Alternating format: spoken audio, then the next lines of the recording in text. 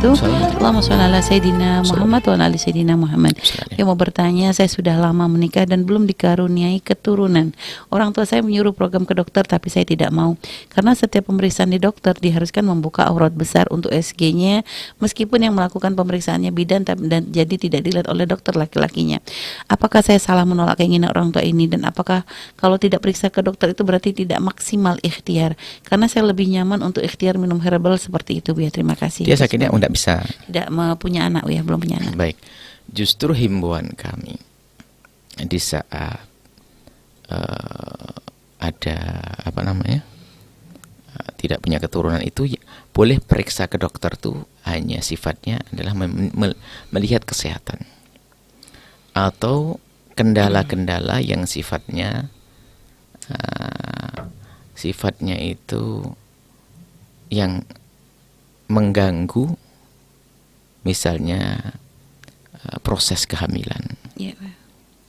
Misalnya petunjuk dokter agar dia melakukan apa, agar dia bisa melakukan sesuatu yang menjadikan dia bisa sebab punya keturunan. Tapi kalau sampai derajat memastikan, itu sebaiknya memang tidak perlu sampai ke sana, karena belum tentu pasangan nanti bisa nerima yang demikian itu.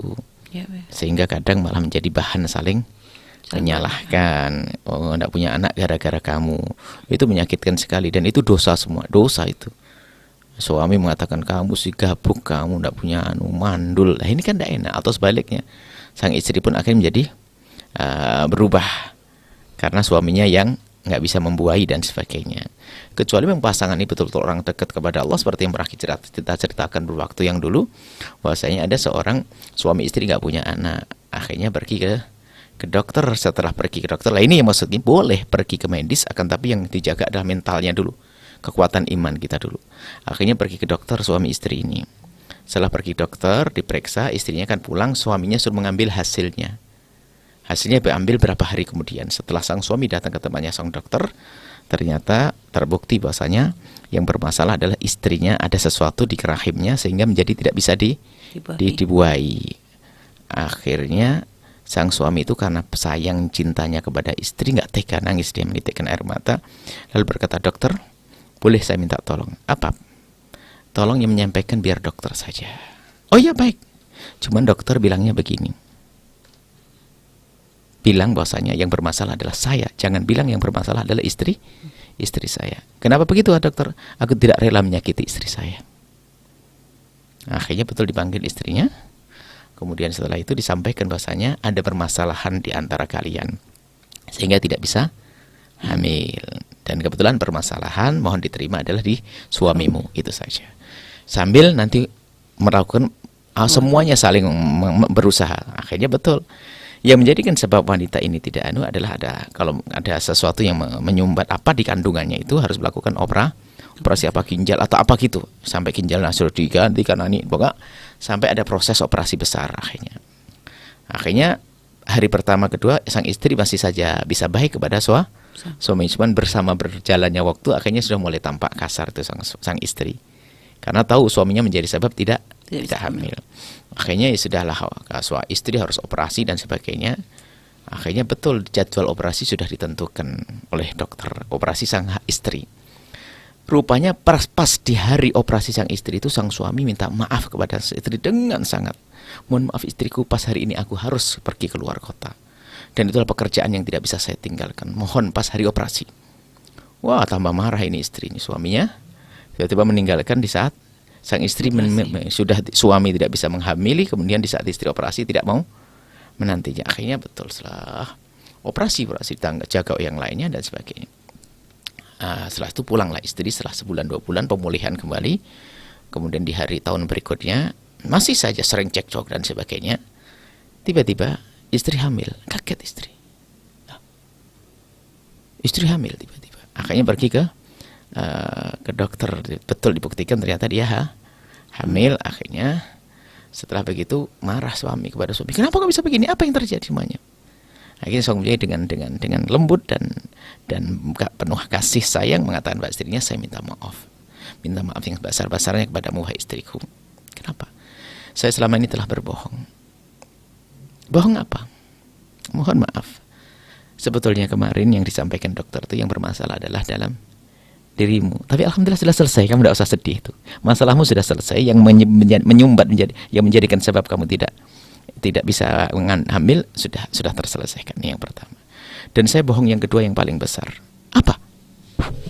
Waktu kamu operasi saya itu bohong pergi keluar kota. Sebenarnya saya tidak kemana-mana kok. Terus saya di rumah sakit yang sama. Terus kenapa? Ginjal saya itu diambil untuk dipindah ke ginjalmu. Subhanallah. Istri nggak kuat menahan tangis, menyesal selama ini sering marah-marah sama sang suami. Ini kan luar biasa suami semacam ini menjaga pasangannya agar tidak tersakiti. Akhirnya sudahlah sang istri minta maaf dan sebagainya. Tapi kan satu di antara 1000 lelaki yang semacam ini. Akan tapi kita pun bisa belajar akhlak semacam ini. Maka kami himbau, siapapun yang belum punya anak, atau mungkin kata dokter tidak punya anak, jangan sudah tidak punya anak tambah cekcok terus. Keindahan bisa didapat tanpa harus dengan anak. Ada orang mulia, orang besar, ahli surga, ternyata nggak punya anak, ada kok. Sayyidat Aisyah, kurang apa dicintai oleh Rasul? Dia nggak punya anak, apakah mengurangi martabat beliau? Enggak kok. Jadi jangan sampai gara-gara tidak punya anak lalu cekcok. Naudzubillah. Keindahan bisa saja. Anda bisa merawat santri sebanyak-banyaknya, nanti di surga Anda temui semuanya pahalanya. Nggak harus Anda memaksakan lah. Kemudian kalau harus periksa itulah. Kalau harus periksa untuk mengetahui kemandulannya siapa, Anda harus punya mental yang kuat. Jangan sampai pada akhirnya saling merendahkan. Ini untuk program Bu ya. Jadi mengadakan kayak untuk program kehamilan. Baik, program itu kan biasa mengarah ke sana nanti. Ya, artinya Buya kasih bekal itu. Oke lah, setelah itu Anda pergi. Setelah Anda kuat mental ini, pergi ke medis. Memang seharusnya semacam itu, minta petunjuk. Tapi ingat, harus rambu-rambu syariat. Dan Anda sudah tahu tadi yang bertanya, sudah ngerti rambu-rambu syariat. Harus mandi. Kalau laki-laki tidak boleh menyentuh wilayah tersebut dan sebagainya. Untuk diberi petunjuk seperti apa. Mungkin suami harus begini atau istri harus begini. Tadi kan menyebutkan katanya kalau sampai buka aurat besar Bu ya. Jadi tadi untuk USG, kalau memang biasanya USG itu kan itu bukan aurat besar Bu ya, masih aurat perut.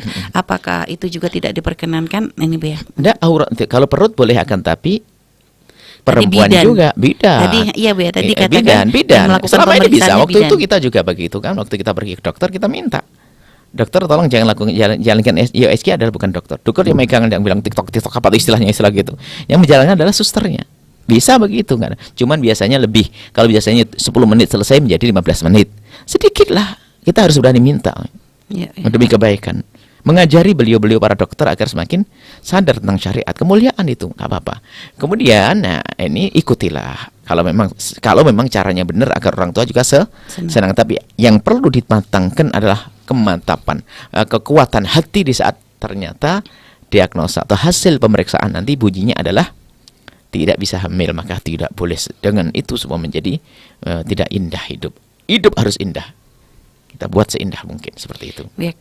Dan bolehkah seorang anak berbohong kepada orang tuanya Bu ya? Misalnya tentang kondisi pasangan, misalnya pasangan bermasalah, kayak tadi kan. Iya, tidak perlu banyak cerita sebab orang tua kadang tidak mampu. Nanti memberikan nasihat yang salah. Iya, Bu ya. Misalnya seorang perempuan tiba-tiba diuji Allah dengan kemandulan ya. Nggak usah bercerita kepada sang ayah, takut ayahnya mertua. Sang suami tidak boleh cerita kepada orang tuanya. Takut orang tuanya malah menyalah-nyalahkan menantunya. Tidak seperti tidak. Jadi boleh ngatakan mungkin masalahnya di saya. Oh, masalah kita tidak usah diceritakan punya masalah.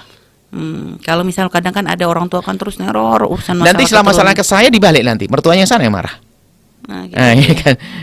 Jadi saya tadi kebalikannya nanti. Sudah, yang penting kita tidak ada masalah, memang belum waktunya. Sudah selesai.